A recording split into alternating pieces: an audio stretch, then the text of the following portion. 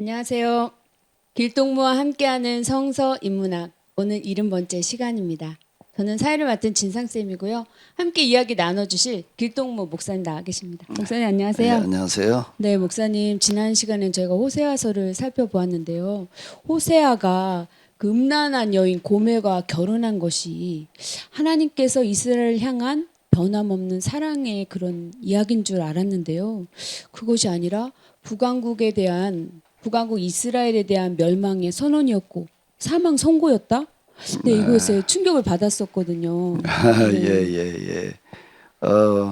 호세아가 음란한 여인 고멜과 결혼해서 음란한 자식을 낳는 참 불행한 그런 이제 가정 생활을 했는데, 그게 물론 이제 이 퍼포먼스로 하나님의 사랑을 보여주는 거기는 하거든요. 그런데 호세아서를 이렇게 보게 되면은 이제라도 돌아와라, 그러면 너희에게 이 징계를 멈추겠다는 이야기가 단 한 구절도 없어요. 네.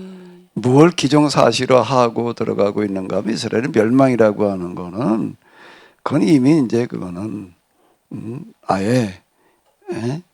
아예 그건 뭐 이제 돌이킬 수 없는 일로 단정을 지어 놓고 멸망을 선언하는 겁니다. 멸망과 사망을 선언하는 거. 근데 하나님의 사랑이라고 하는 거는 어떤 사랑인가라고 하게 되면 뭐 변함없는 사랑, 뭐 한결같은 사랑은 맞지만은 그렇다고 해가지고서 잘못한 일들에 대한 징계와 심판도 없다는 이야기가 아니에요. 그들의 잘못으로 말미암아 나라가 망하는 겁니다.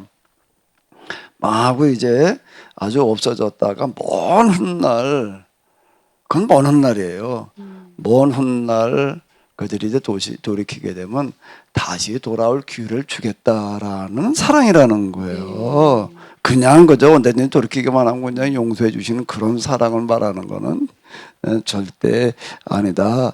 이 하나님의 사랑은 같은 단어가 뭘까요? 하나님의 사랑과 같은 단어를 하나 찾아본다면은 글쎄요. 정의와 공의예요. 하나님의 사랑이라는 말은 정의가 무시되는 그런 사랑이 아니라 정의가 실현되어지는 사랑. 하나님에게 있어서는 사랑이라는 말과 정의 또는 공의라는 말은 같은 단어이지, 네. 정의가 배제되는 사랑이 절대 아니다라고 하는 건데, 그게 이제 호세아서가 그걸 아주 잘 보여주고 있습니다. 어쨌든 그래도 이제 북왕국은 이제 왜 멸망을 하는 거예요. 호세아가 말한 대로 이제 그건 뭐 멸망을 이제 피할 수 없는 그런 수순이니까 수순대로 이제 멸망하는 거고요. 자, 오늘은 이 이스라엘 당시 둘로 이제 분열돼 있었잖아요. 네. 북왕국은 멸망을 했는데 남아 있는 이제 남유다는 도대체 어떻게 됐는가라고 하는 거를 이어서 이렇게 보도록 하겠습니다. 북왕국의 멸망한 해는 BC 721년이고요.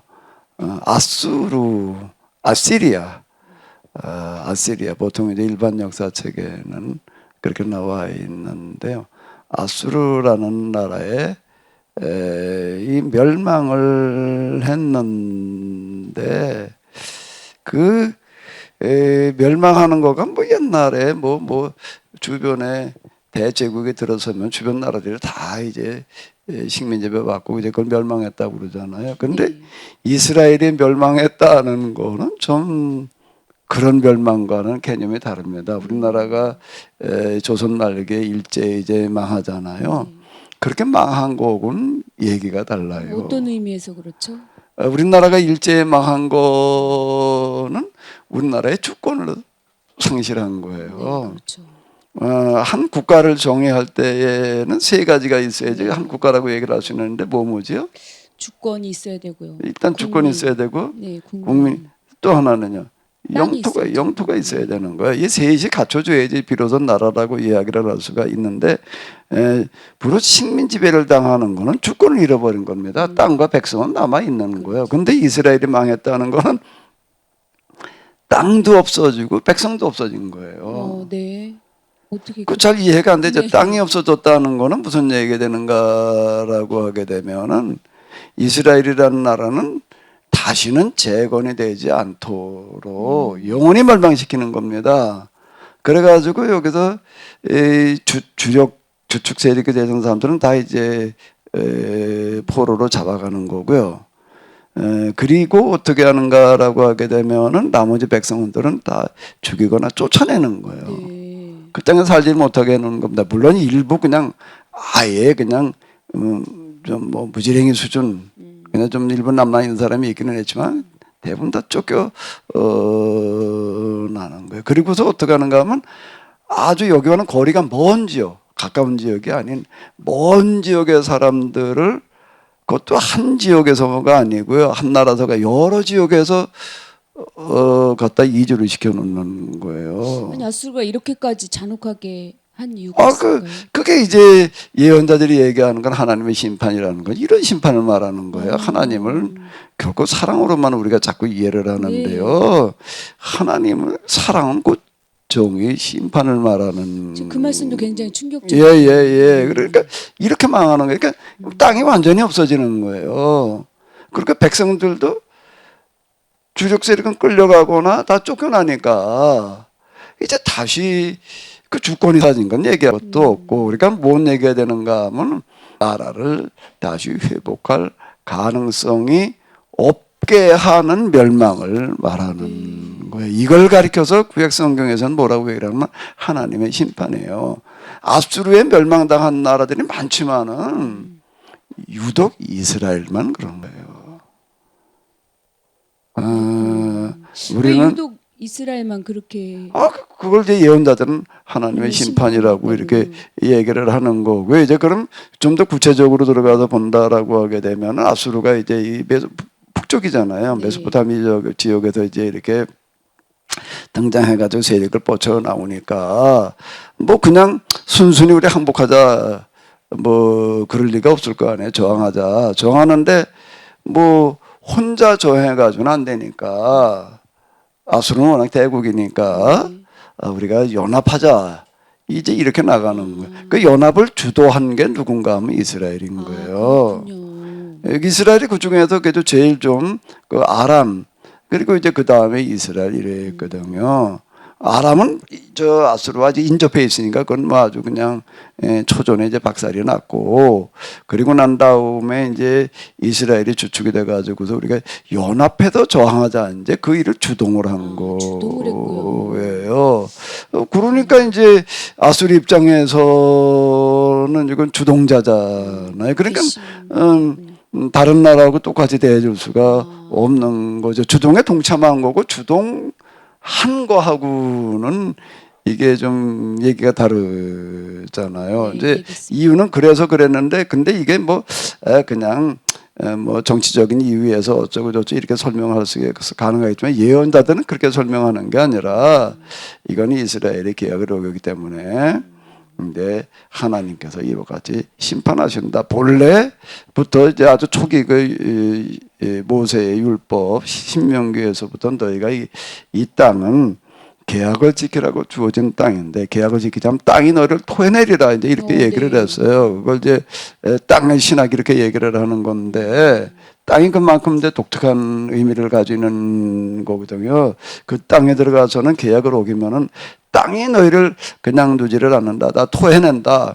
이제 이 얘기대로 되는 거예요. 근데 그게 구체적으로 이제 실현되어져 가는 과정이 이스라엘이 어쨌든 이제 저항을 그러니까 이제 연합을 이제 주동하는 일 때문에 그렇게 된 건데 그건 절대 우연이 아니라 예고대로 예언자들이 예고대로 됐다 이제 그 얘기예요. 네, 그렇군요. 제가 궁금한 게 하나 있는데 그렇다면 남유다는 왜 아수르가 남겨뒀을까요? 남유다는 요때 이제 명맥을 유지를 했어요. 이스라엘이 워낙 이제 그 주도권을 가지고 있었으니까 우리가 앞에서도 이렇게 봤다시피 분열된 다음에 사실 그 남유다는 이 북왕국의 속국 수준으로 살아갔어요. 그 세력도 북쪽은 10집 하나 되는데 여긴 뭐 거의 유다 지파 단독이다시피 하는 거고, 그리고 여기 식량이 자급이 안 되는 남쪽으로 내려오게 되면은 땅이 그건 아주 이제 황무지 수준이거든요. 그러니까 뭐 힘이 없었죠. 근데 어떻게든 명맥을 유지할 수 있었느냐라고 하게 되면은 북왕국이 연합해서 저항하자라고 했을 때 참여했다가 중간에 빠졌다고요. 빠졌군요. 우린 빠지겠다고 그러고 빠진 거예요. 왜 빠지게 되었죠? 빠지게 된 거는 거기 이제 그때 활동을 했던 그 예언자들의 역할이 좀 이제 큰 영향을 줬는데, 아모스 호세아에서 보듯이 예언자들의 기본적인 입장은 뭔가라고 하게 되면은 아수르가 등장한 거는 메소포타미아 지역의 무슨 정치 상황 뭐 어쩌고 저쩌고 이런 것 때문에 등장한 거다라고 설명하지를 않는 거예요. 네. 그 이전에 천초중국 시대로 그러고 있다가 저들끼리 그냥 나뉘어가지고 옥신각신하고 있다가 이제 통일되면서 뭐 이제 거의 그렇게 되어져 가잖아요. 흥망성쇠의 역사로다 이렇게 이제 그렇죠. 설명들을 하는데 예언자들은 그렇게 설명하지를 않아요. 예언자들에게 역사 해석은 전혀 이 독특한데 그 하나님께서 역사를 주관하시는 주관자시다라고 하는 거를 이제 전적으로 인정하면서 이제 해석을 해 나가는 건데, 아수르가 등장한 거는 거기에 무슨 정치, 무슨 경제, 뭐 문화, 사회적인 무슨 변동 때문에가 아니라 북왕국을 이 지금 징계하기 위한 몽둥이로 등장을 시키신 거다 이렇게 인정을 하고 들어가는 거예요. 그러니까 예언자들은 그 이전에 계속 지금이라도 돌이키면은 길이 있다라고 얘기를 끝까지 그렇게 얘기를 하는 거예요.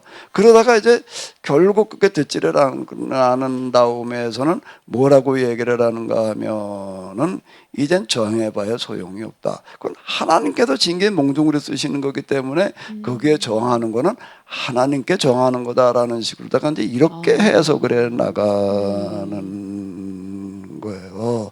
그게 이제 저항을 이제 안 하려고 하는 어떤 그런 부분이 이제 있는 거죠. 기본적인 논조. 그때 이제 이사야 이런 선지자들의 활동이 이제 그런 좀 영향을 이제 이렇게 주었어요. 네, 그런 부분이 좀 있어가지고 빠졌어요. 빠지니까 이제 동맹국 입장에서는 또 이제 이게 괘씸한 거예요. 그러니까 야 이건 뭐 아수르에 우리가 뭐 어떻게 하기 전에 이자부터 손보자 이제 당연히 그러고 나올 거 아니에요. 당연히. 그러니까 이제 유다는 이제 아주 곤란해진 거예요. 아수르 때문에 곤란해지는 게 아니라 이제 동맹국들 때문에 주변 동맹국들 때문에 곤란해지게 생기는 거예요. 그러면 또 그 다음에 무슨 일이 벌어질까요? 전쟁을 또 치르게 되나요? 전쟁을 이제 치르는 입장이 되는데 이 고립무원이잖아요. 근데 아수르의 저항을 안 하려고 하는 것 때문에 일어난 일이니까 또 그건 어디에다 SOS를 치게 되나? 아수르. 이렇게 되는 거예요. 그게 뭐 정세라는 게 항상 그렇게 가는 거예요. 그러니까 아수르 입장에서 이렇게 보니까 이것들이 뭐 연합을 해서 정을 하겠다고. 그런데 지금 유다는 빠졌다는 거예요. 빠지니까 유다를 손보겠다고 그러니까는 당연히 이제 그 아수르에서는 또 유다를 지원하려고 그러겠죠. 그리고 그 후방이잖아요. 이제 이스라엘이라든지 이런 날 후방이니까 당연히 이제 이렇게 또 연결이 돼 가는 거죠. 이스라엘을 비롯해가지고 주변 나라들, 그 동맹했던 나라들은 다 이제 그냥 초토화 시켰지만은.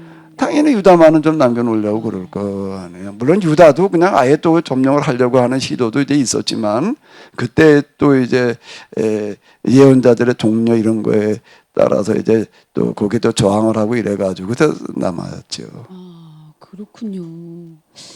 예언자들의 그 역사를 보는 시각이 참 우리가 예언자 서하관을 이제 이쯤에서부터는 이제 우리가 좀 주목해 볼 필요가 네. 있습니다. 세계 역사를 우리가 어떻게 해석해야 되느냐라는 거 관점인데 이제 그건 중에 요 남유다가 멸망하는 과정을 이제 보고서 네. 좀 더 한번 지켜보겠는데 어쨌든 남유다는 그랬지만은 이제 그들도 결국 계약법을 지키지 않다가 586년에 이번에도 이제 왕조가 바뀌어가지고 바벨론에 등장을 했는데 메소포타미아 주인이 또 바뀌었어요. 바벨론인데 바벨론 이제 멸망을 당하고 그 다음에 이제 또 포로로 끌려가게 됐지요. 끌려가는군요. 결국에는 망했군요. 그럼 남한국에서 주로 활동했던 선지자들 아까 예, 말씀하신 이제 분들은 이 사람들이 이제 중요한데요. 주로 그 특징이라고 하는 거는 남북 왕조 시대에 보게 되면은 선지자들이 북쪽에서 활동을 했다라고 하는 거예요. 네. 엘리야도 그렇고 엘리사도 그렇고 아모스, 호세아.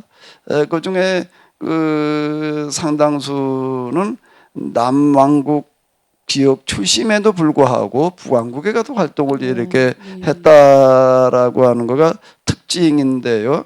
근데 북왕국이 멸망하고 나니까 이제 비로소 이제 남한국에도 주로 이제 활동하게 되는 거죠. 이사야는 뭐 아까도 좀 잠깐 언급을 했고요. 그다음 미가, 뭐 하박국, 에레미야, 뭐 이제 주요 선지자로 보게 되면 이렇게 볼 수가 있겠습니다. 이런 사람들이 주로 이제 이스라엘이 망하고 난 다음에 남한국에도 주로 활동을 했던 그런 이제 주요 선지자가 되겠죠. 그럼 주요 활동을 했던 선지자들 좀 살펴볼까요, 목사님? 한 사람 한 사람 뭐 다 중요하고 독특합니다. 이제 미가 하박국 우리가 봤듯이 다 중요하고 그런데 그걸 뭐 이렇게 다 살펴보면은 좋겠지만 그건 좀 또 많은 시간이 들어가야 되고 이제 이러니까 요 중에도 빼놓을 수 없는 사람이 한 사람이 있어요. 요 중에서요. 네. 미가, 하박국, 에레미야 중에서 다 중요한데 누굴까요? 제 귀에 익은 선지자는 예레미야인데요. 에레미야를 우리가 이제 많이 듣잖아요. 그 에레미야를 왜 그렇게 이제 언급들을 많이 하고 또 이제 중요하다라고 얘기를 하는가라고 하게 되면 이걸 좀 더 살펴보도록 하겠습니다. 예레미야는 이제 좀 어린 나이에 젊은 나이에부터 부름을 받아가지고 남한국이 망할 때까지 그리고 망하고 난 다음까지도 이제 활동을 했어요. 그 수십여 년 동안 이제 활동을 했던 어떤 이제 그런 사람인데요.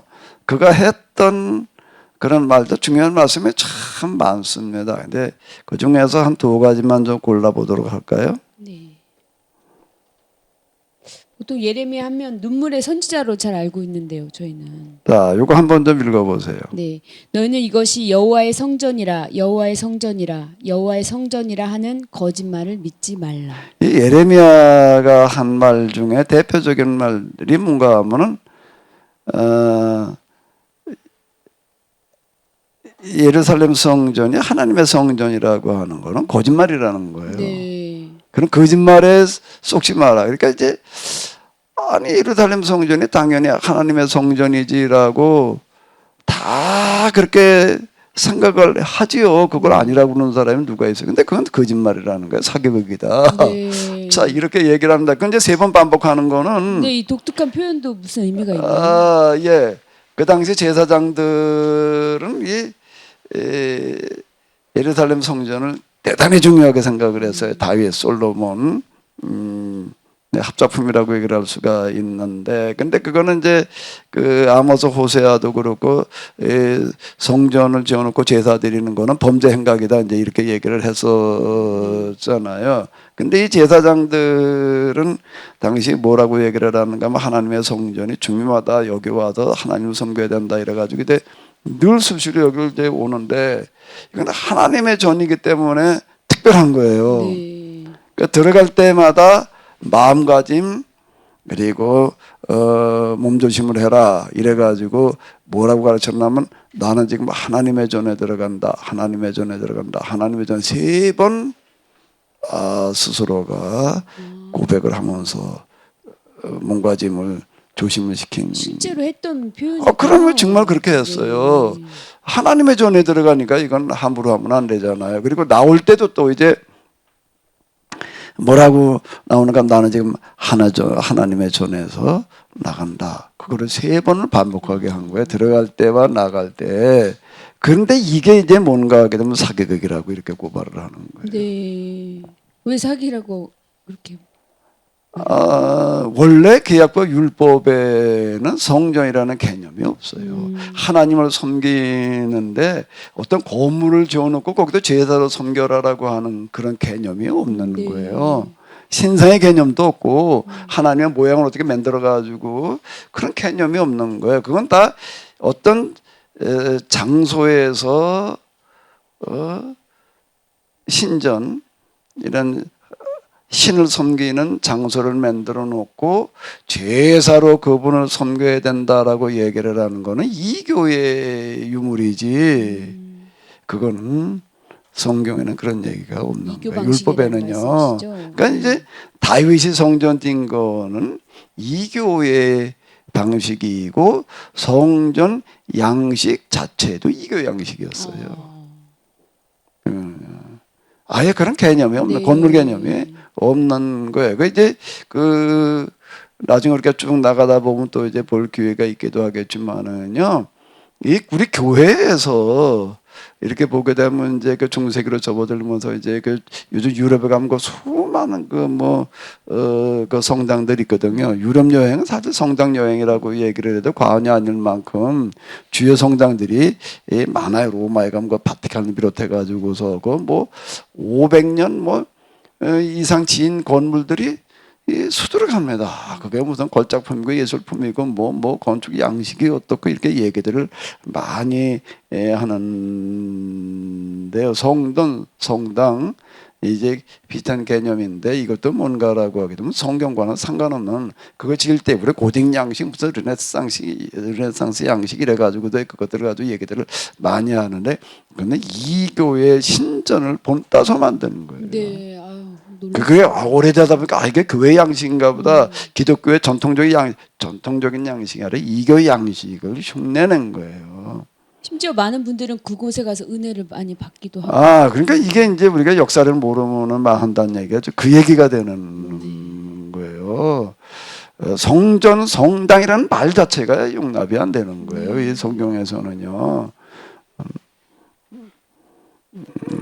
저희가 이 그런 거에 대한 지식이 너무 없는. 이 성전이라는 용어도 이제 지난번에도 앞에서 잠깐 봤죠. 변천 과정을 이제 거치고 그러는데 요 시점에서 특히 포로기 이전에 있어서 성전이라고 하는 거는 하나님을 거역하는 대명사예요. 그래 그걸 이제 지적하는 거고요. 그리고 예레미야가 한 또 중요한 말이 하나가 있는데 한번 또 읽어보실까요? 어찌하면 내 머리는 물이 되고 내 눈은 눈물 근원이 될고 죽임을 당할 딸 내 백성을 위하여 주야로 울리로다. 이 예레미야는 퍼포먼스 선지자이면서 동시에 통곡, 눈물의 선지자, 이제 이렇게 이야기를 하는데, 이 사람은 평생을 통곡과 눈물과 단식으로 살았다라고 해도 전혀 지나치지 않아요. 어떤 눈물이었을까요?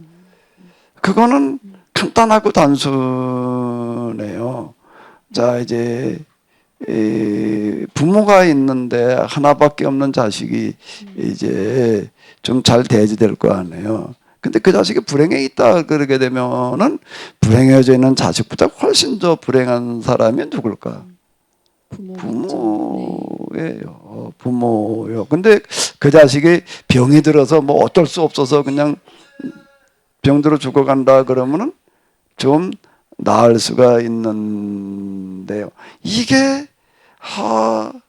잘못된 길을 가가지고 아무리 타일러도 듣지를 않는 거예요. 그럼 너 안 된다, 망한다, 죽는다.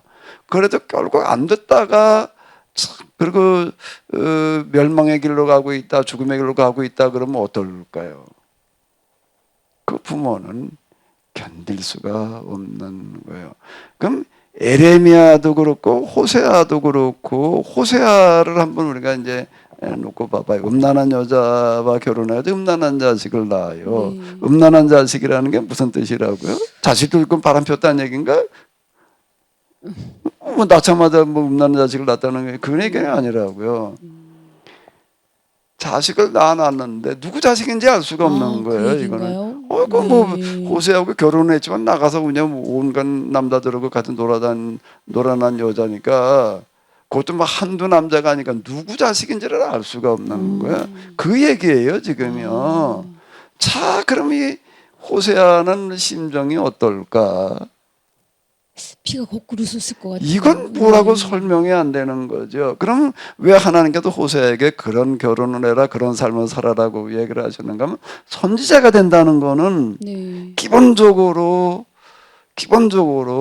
뭐인가 하면은 하나님의 심정, 하나님의 마음, 하나님의 가슴앓이를 하는 사람들이에요. 그러니까 호세아의 그 마음이, 그 심정이, 그걸 뭐라고 설명을 하고 했어요? 그게 곧 지금 누구의 마음이라는 거예요? 하나님의 심정이라는 거예요.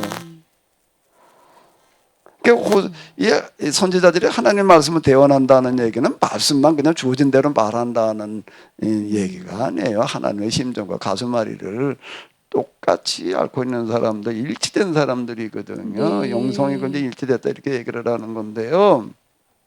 그럼 지금 에레미야도 또 똑같아요. 만약에 진상 쌤도 자식들이 있죠. 네. 근데 지금 자식들이 지금 그러고 있다면 고멜 것 같다면은 어떨 거예요 지금? 자식을 네. 아들을 결혼시켰는데 음란한 여자 결혼해가지고 자식을 손주를 낳는 이게 누구 자식인지도 모르고 지금 그러고 진짜 있다면은 어떨 거예요? 아우 가슴이 그냥 숯이 돼버렸을 것 같아요. 숯덩이가 됐어요. 이 지금 예레미야도 똑같은 거예요. 그런 네. 하나님의 마음을 그대로 하나님의 영이 임한다라고 하는 얘기는 예언자들은 하나님의 영이 임한 사람들인데 하나님의 영이 임한다는 것은 무슨 특별한 능력, 무슨 뭐 비밀을 깨닫게 하는 무슨 계시 우리는 자꾸 이렇게 생각을 하는데요. 네. 하나님의 마음이에요. 그러니까 이게 하나님의 마음은 하나님의 심정은 뭔가 하면 눈물이 그칠 날이 없는 거예요. 그럼 에레미야의 눈물은 누구의 눈물인가 하면 하나님의 눈물. 호세아의 가슴은 누구의 가슴인가 하면은 하나님의 가슴이었던 게 그러니까 호세아는 지금 뭐라는 사람인가? 하나님을 보여주고 있는 사람인 거예요. 말씀을 전한다는 거는 그냥 입으로 말만 하는 거를 말하는 게 아니에요. 하나님을 보여주는 거라고요. 말을 대언한다는 얘기가 그냥 뭐 스피커 마이크 스피커 개념이 아니라고요. 하나님의 심정을 가지고 말을 해야지 그게 하나님의 말씀이 되는 거지. 그건 없이 하나님께 이렇게 말씀하셨으니까 난 그냥 말씀 그냥 전달만 하는 거야. 나는 그냥 마이크 스피커에 난 불과해. 이렇게 얘기하면은 그러면 거기에는 어떤 일치라고 하는 걸 찾아볼 수가 없는 거죠. 그러니까 이 사람들은 다 어떻게 나갈 수밖에 없는가 하면 하나님을 보여주는 행동으로 그걸 퍼포먼스라고 그러는 거야. 행위에서. 호세아가 음란한 여자와 결혼해서 음란한 자식을 낳는 건 퍼포먼스예요. 그것도 하나님을 보여주는 거예요. 네. 호세아는 맨날 눈물을 흘리면서 다니는 거예요. 근데 그 눈물만 가지고 말이 안 되니 약하다고 생각되는 게 뭐냐 이제 멍에를 매는 거야. 네, 예레미야. 짐승이 매는 멍에를 메고 다니면서 근데 멍에를 메고 나가는 것만 가지고서 또 안 되겠는 거예요. 그러면 벌거벗고 멍에를 메고 나가는 거예요. 벌거벗었다는 건 다 벗는 걸 말하는 거예요. 하체를. 그렇게까지 해야 됐죠. 그거는 이제 포로로 끌어갈 때는 그렇게 끌어간 거예요. 포로로 포로가 끌려가는 모습을 그대로 재현해 보여준. 너희가 곧 이렇게 끌려가리라. 그럼 눈물과 통곡으로 선언을 했던 그런 선지자. 그러면서 그는 이렇게 이야기를 하는 게 예루살렘 거리를 돌아다녀봐라. 거기에서 공의를 행하는 의인 한 명을 만나면은 내가 그 한 명 때문에 예루살렘을 용서하겠다. 자, 이렇게 선언을 하는 사람인 거예요. 그러니까 한 명. 자, 이제 이렇게 얘기를 했던 건데요. 그가 수십 년 동안 한평생을 그러고 있었지만 결국 안 돌이켰어요. 네. 그러고만 하는 거예요.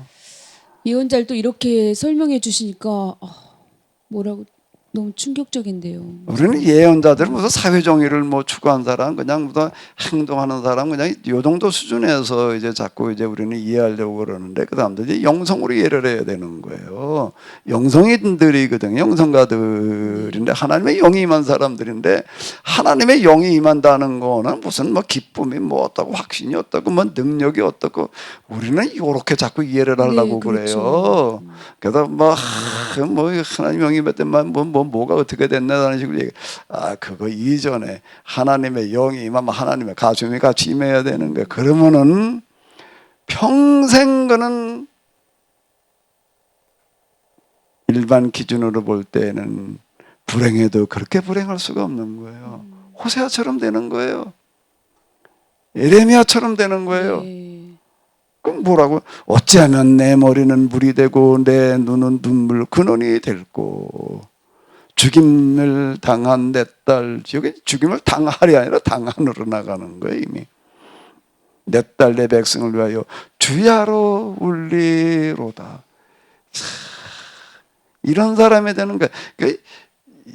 이 세상에서 제일 불행한 삶을 살아가는 사람을 찾아내라 그런다라면 예언자야 되는데 온 세상 걱정 거치고 다 짊어지고 살아야 되니까.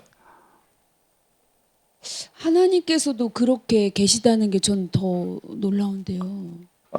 예, 우리가 하나님을 교리로나 하니까 하나님은 성부, 성자, 성령, 뭐 전지, 전능, 무슨 저거 속성으로 들어가서는 뭐 거룩하신 이렇게만 우리는 들어요. 그리고 또 뭐 입신해가지고 하나님을 보고 왔대나 만나봤대나 하는 사람 얘기 들어보니까 뭐 천상 어디 갔다니까 무슨 꽃밭 속에 무슨 온갖 보석으로 꾸며진 무슨 하나님 나라의 보석으로 꾸며진 그런 용상에 앉아가지고 천사 12장로들이 그냥 24장로들이 또는 뭐 드리는 찬양 가운데 계시는 하나님 이렇게 들어요 우리는요. 네. 그래서 하나님은 그냥 뭐 그러나는 저는 찬양 가운데 계시는 하나님인 줄로 아는데 이게 듣는 거하고 보는 거하고는 너무 달라요. 막상 그분을 가서 배우면 그런 용성에 그냥 그 햇빛보다 더 밝은 빛을 빛나는 뭐 무슨 옷을 입고 앉아 계시는 분이 아니라 완전 세상 제일 큰 상노동자의 노동복을 입고 중노동에 시달리시면서 이 세상 모든 게 하나님께서 움직여 가신다는 얘기는 다 노동의 대가예요. 제가 제일 큰 충격을 받은 건 하나님을 경험하고 난 다음에요. 봄에 꽃이 피는 게 그냥 꽃이 그냥 피는 건 줄 알았어요. 근데 하나님을 경험하고 난 다음에 봄에 피는 꽃 하나하나를 보니까 다 하나님의 수제품이야. 핸드메이드라고 그러잖아요. 네. 수제품. 이게 손으로 만드는 건 어마어마한 노력이 들어가야 하는 거예요. 천 하나 짜는 거를 그냥 기계로 짜고 그냥 재봉으로다 바느질 한다는 거고 이걸 손으로다가 다 실을 만들어 가지고 짠다 말에 그래가지고 또 바느질을 해가지고 옷을 만든다. 개념이 다른 건데 이 세상 모든 만물은 수제품이야. 공장 제품은 하나도 없어. 하나님의 손수 다 하셔야 되는 거야. 하나님의 은혜와 사랑이라고 할 때 자꾸 십자가를 통해서만이라고 이렇게 듣고 있다가 막상 하나님을 직접 경험하고 난 다음에 봄철에 피어나는 꽃 한 송이를 보면은요, 견딜 수가 없어져요. 이걸 하나님께서 얼마나 힘들게 이걸 만들고 계실까? 그런가요? 힘들게 안 만드신 것 같아요. 내가 지금도 생생하게 기억나는 거는 중학교 다닐 때인데 뭐 가위생이라고 하는 건 놀이를 하는데 그게 그렇게 재밌더라고요. 그 동복이었어요. 시커먼 뭐 그거 입고 하다가 이걸 뭐 서로 그냥 밀고 땡기고 하다가 옷이 뜯어지기 시작을 하는데 이게 여기도 떨어져 여기도 떨어져 나가고 이제 이게 그냥 따뜻해진 거예요 옷이. 네. 그리고 집에 갔어요. 갔더니 그 다음날 또 그걸 입고 가야 되는데 어떡해. 어머니가 그걸 기운하고 밤새도록 입어줬어. 네. 그래 걱정이야 이걸 집안에다 이게 야단도 맞았지만은 내일 뭘 입고 가나 옷은 거 하나밖에 없는데 근데 아침에 일어났더니 한이 뜯어졌던 것 같지가 않고 새거 고치 만들어 놓은 거예요. 그걸 아주 똑같이 안이 뜯어져도 보통 뜯어진 게 아니야. 그냥 갈기갈기 찢어졌다고 얘기를 할 만큼 근데 그걸 아주 말끔하게 꼬매놓으셨어. 안 아파게 다 찢어졌는데 다 뜯어졌는. 내가 그걸 몇 번 들여다봤다니까 어떻게 이렇게 두고 그 보니까 어떻게 해서 그렇게 됐을까?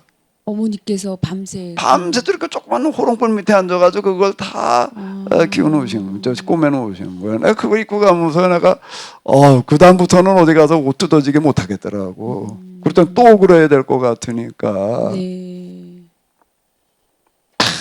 하나님 경험, 하나님 은혜라는 거가 만물 속에 들어있는 하나님의 손길이 느껴질 때 진정한 은혜가 와닿는 거예요. 감동입니다, 목사님.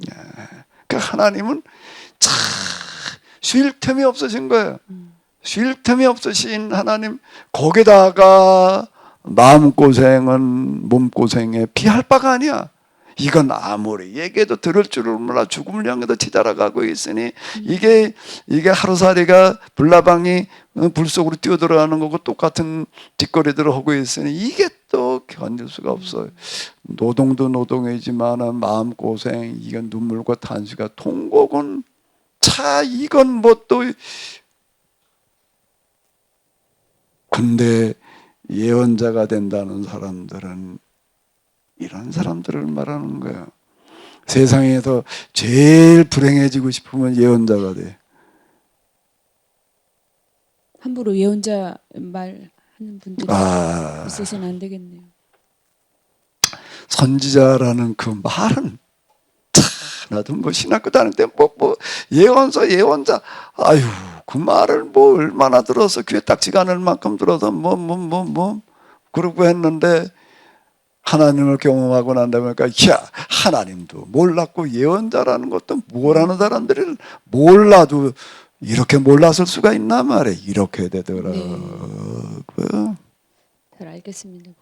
그 예레미야가 왜 매국노로 낙인이 찍혔을까요? 거기다가 또 이 사람들은 그것도 힘든데 사람들이 다 오해를 해.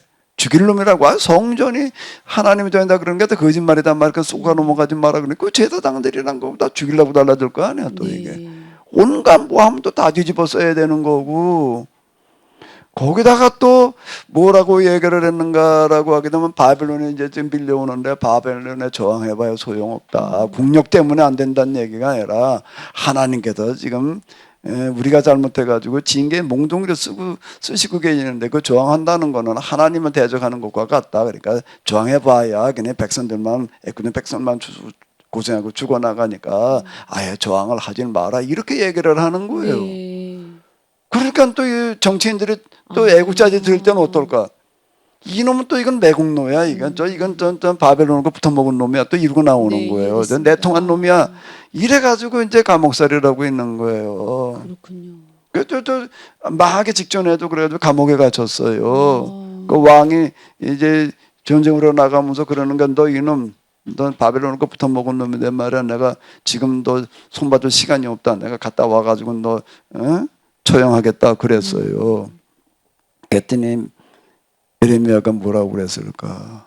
억울하다고 왕이시여, 억울하단 말 안 해요. 그렇게 그 정도 수준의 사람이 아니야. 그 사람들은 뭐 그런 일도 하고 나는 억울해 말이야. 어쩌고 그러면 예언자 근처도 못 가는 거야. 예언자의 마음은 그런 수준의 사람들이 아니에요. 우리가 찾아볼 수 있는 최고의 인격 무슨 교양 그거 가지고서는 예언자를 잴 수 있는 그런 게 아니고 이제 영성인데 그 하나님의 하나님 수준의 영성의 소유자들이기 때문에 난 억울합니다. 그런 거나 얘기하는 사람이 아닌 거예요. 임금님이요. 임금님이 얘기하신 대로 임금님이 전쟁 터진 마지막 전쟁을 나가는데 거기도 살아와서 나를 처형할 수 있으면 내가 그보다 더 행복할 게 없겠습니다. 그렇게 하는 거예요. 놀랍네요. 어떻게 그렇게 말할 수가 있죠? 온갖 이런 그게 비난을 선지자지. 당하는. 오늘 선지자에 대해서 새롭게 눈을 뜨는 것 같습니다. 선지자의 수준은 그냥 일반 좀 사람들 중에서도 웬만한 사람 좀 어쩐 사람 인격 있는 사람 좀 그런 수준을 말하는 게 아니에요. 그렇게 해서 내가 그래도 죽을 수만 있다면은 그 죽을 수만 있다면 더 바랄 게 없겠습니다는 거 뭔가 나가서 살아온다는 거 이 나라가 바벨 망하지 않는다는 얘기인데 내가 죽어서 이 나라가 망하지만 할 수 있다면 난 그보다 더 행복할 수가 없습니다. 이렇게 얘기하는 사람인 거예요. 결국 그 왕은 돌아오지 못하고 죽는 거예요. 그 전쟁에. 그러니까 내다보고 얘기하는 그런 사람들인데 그러니까 매군들은 악인에 찍혀가지고 감옥에 갇히고 뭐 온갖 구박을 다 받는 사람. 그게 예언자예요. 예언자군요. 예언자, 선지자. 놀랍습니다, 목사님. 근데 더 놀랄 게 있어요. 더요? 이거는 아직 놀랄 단계가 아니고 네. 예언자들의 수준은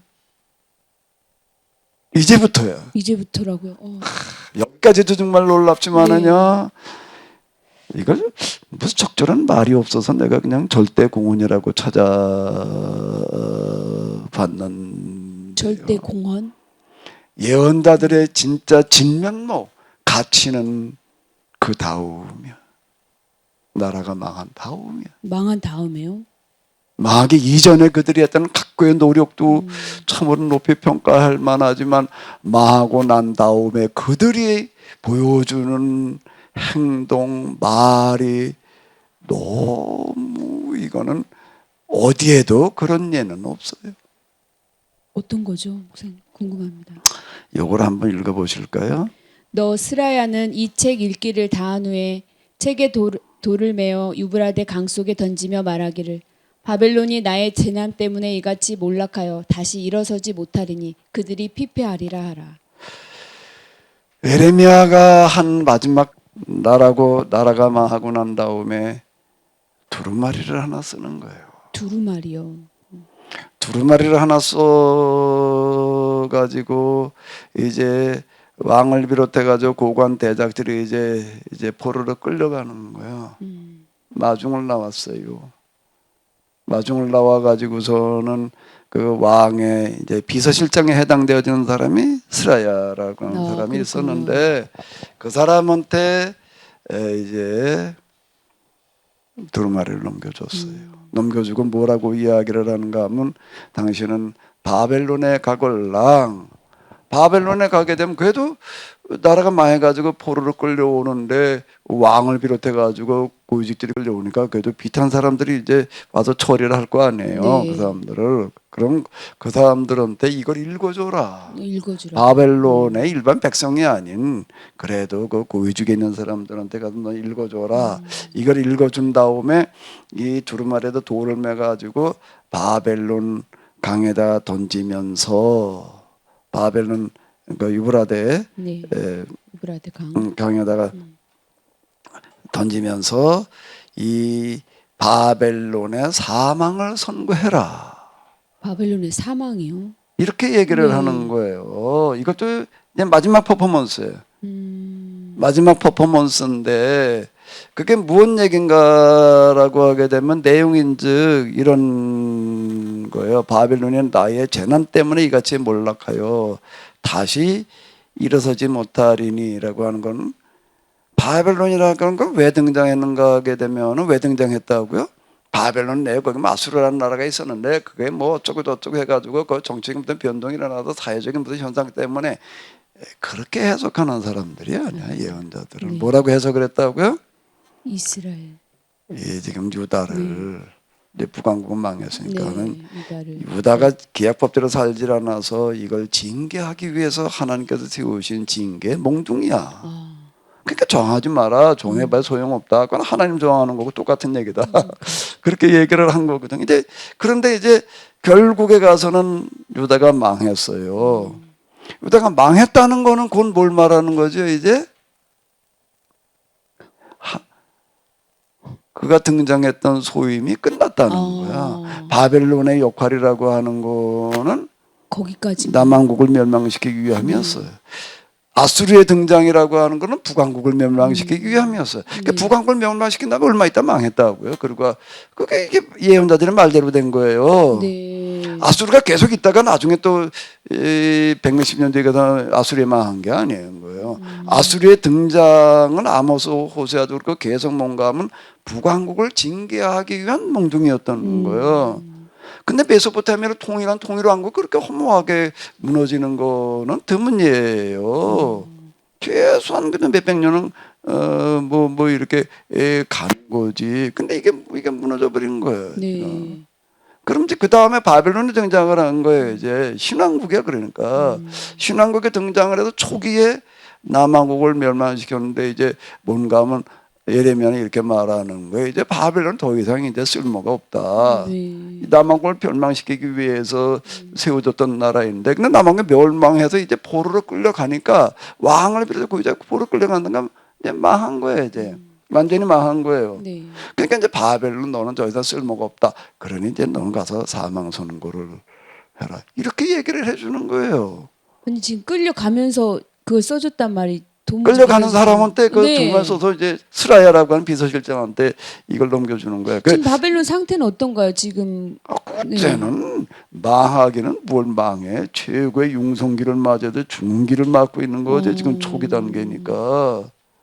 그 바벨론이라는 나라는요 절대 망하지 않는다, 망하지 않게 하자, 아주 이런 기치를 걸었던 나라예요. 그래요.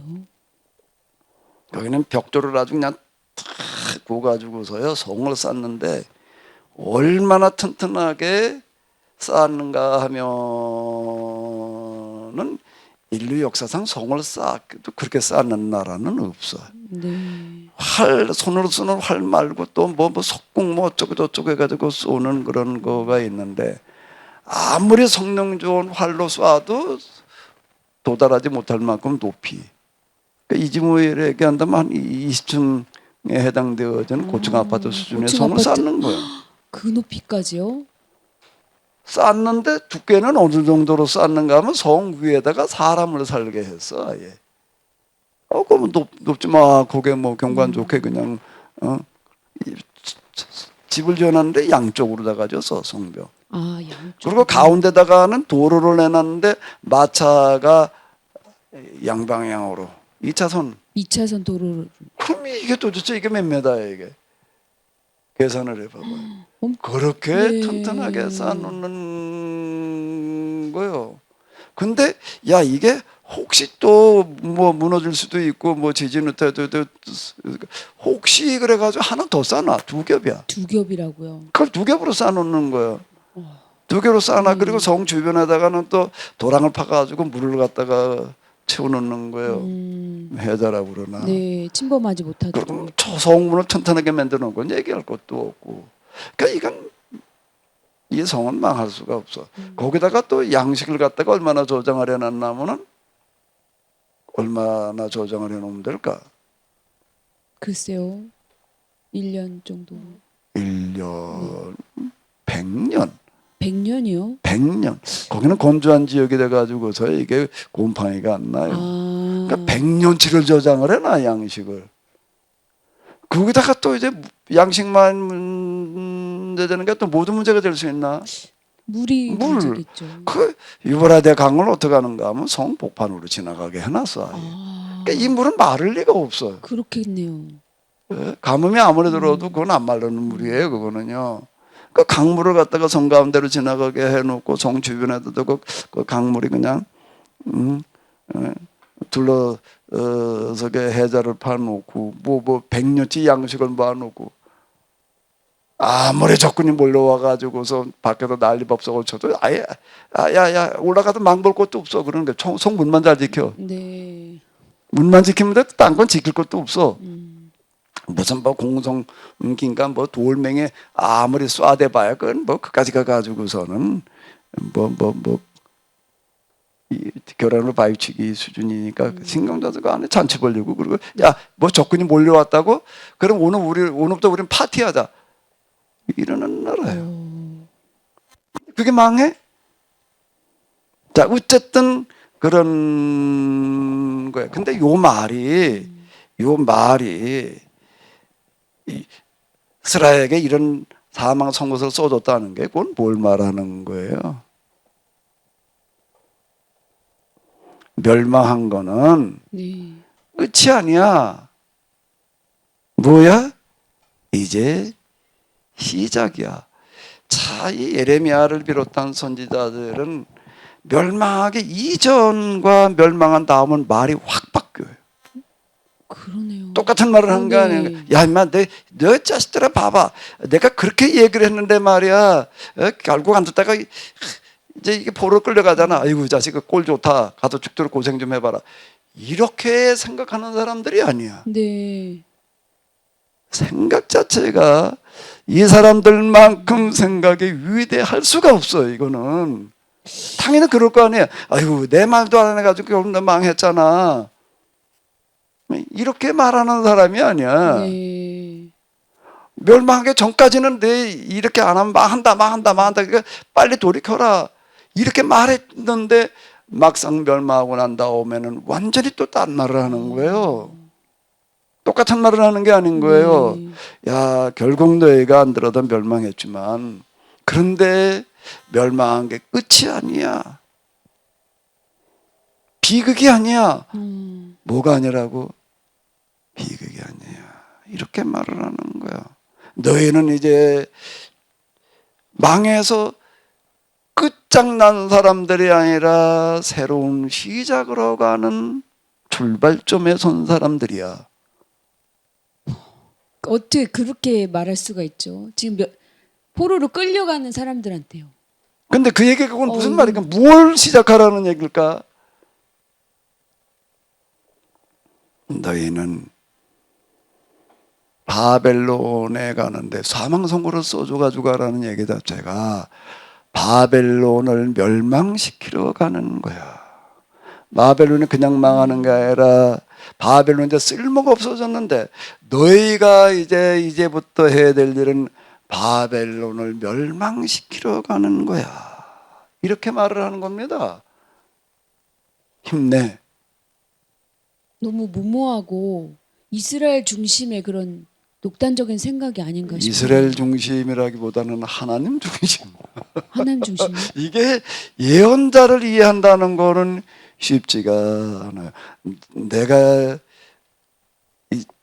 어줍지 않은 내가 이렇게 보기에 예언서들 뭐 예언서에 예언자들로 관련된 책은 넘쳐날 만큼 많아. 셀 수 없을 만큼 아마 많을 거예요.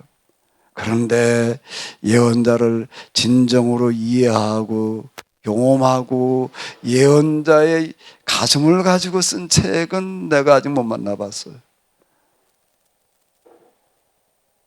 이거는 정말 예언자를 이해한다는 거는요 쉽지 않은 건데 예언자 높이 평가하고는 있는데 그래도 정말 예언자가 어떤 사람인지를 참 아직 가늠이 잘 안 되는 것 같아요. 왜 그런가 하면은 이제 바벨론은 더 이상 이제 하나님 앞에 쓸모가 없는 자들이야. 멸망해야 되는데 저절로 그냥 멸망하는 게 아니라 너희가 가서 이제 바벨론을 멸망시켜야 될 사람들이야.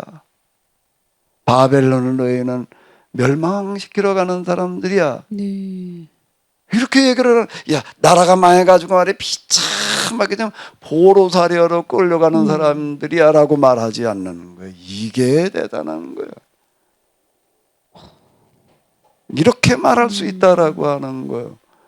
이렇게 말하는 사람들 그들의 이름이 뭐라고요? 예언자. 예언자라는 말이 약간 오해 소지가 있어가지고 선지자로. 점쟁이가 얘기하는 예자하고 여기서 성경에 얘기하는 예자하고는 다른 예자인데 뭐 그냥 우리말로 하는 거 그러면 그게 그거 같이 이렇게 느껴지잖아요. 선지자. 선지자. 이렇게 말하는 사람들이요. 네. 그리고 이거는 말로에 무슨 소리를 못해. 그런데 그들이 말한 대로 돼가는 거예요. 중요한 거는 거기가 중요한 거야. 말을 그렇게 했어. 그래서 해서 말을 좋은 소리 듣기 좋은 소리 얼마든지 할 수가 있겠죠. 말한 대로 되는 게 중요하지. 정말요? 그러면 그렇게 돼가는 거예요. 진짜 이스라엘 사람들이 바벨 멸망시켰어요. 궁금한 것은 이 예레미야의 이 말을 믿을 수 있을까요? 믿을 수 있을까 없을까가 아니라 믿을 수밖에 없어요. 왜? 예레미야가 말한 대로 됐는데 그걸 안 믿으면 어떡해? 상황으로 그걸 봐서는 안 믿으면 네. 어떡해? 그게. 근데 우리가 예레미야라고 하는 사람을 이런 식으로 접근해 보는 예가 별로 없어요. 예언자들을 예레미야뿐만 아니라 네. 예언자들의 그 퍼포먼스가 하나님을 보여주는 행동이었다라고 하는 거를 호세아의 퍼포먼스 그 뭔가 하면 예언자가 되어져서 그 퍼포먼스를 보여주기 위해서는 뭘 어떻게 해야 되는 거라고요? 그 시대에 찾아볼 수 있는 가장 불행한 자가 되는 거예요. 어렵습니다. 그보다 더 불행할 수는 없어요. 생각을 해봐요. 제정신인 사람이 벌거벗고 하체까지 다 드러내고 멍에를 둘러매고 눈물로 통곡하면서 길거리를 헤매고 돌아다니면서 말씀을 전하고서 그거 하나도 그렇고 예레미야 여러 가지가 있는데요. 예레미야를 비롯한 선지자, 예언자 어떻다고요? 그 시대에 가장 불행한 삶을 몸과 마음으로 평생 짊어지고 가는 사람, 그보다 더 불행해질 수가 없는 사람, 네. 그 이름이 예언자. 그걸 통해서 뭘 보여주는 거라고요? 하나님의 모습을 보여주는 거예요. 예수님께서 나를 본 자는 아버지를 보았거늘. 그 예수님의 모습이 뭐예요? 십자가의 길을 향해서 걸어가시는 죽음의 길로 형벌의 길로 가고 계시는 예수님의 모습이 곧 하나님의 모습이라는 거예요. 나를 본 자는 아버지를 보았거늘. 선지자가 된다는 거는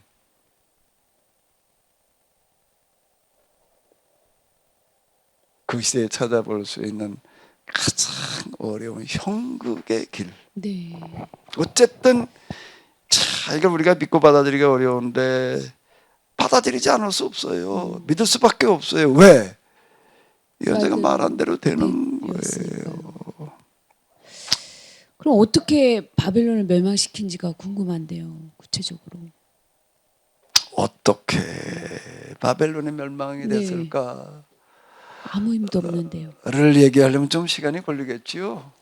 아무래도 네, 이 시간에 다음에 그것까지 살펴보도록. 다루는 것 조금 어려울 거고요. 그건 아무래도 다음 시간으로 넘어가 봐야 될 것 네, 같습니다. 알겠습니다. 오늘 예언자에 대한 것을 많이 배우게 되었습니다, 목사님. 오늘 이야기 감사합니다. 네, 수고하셨습니다.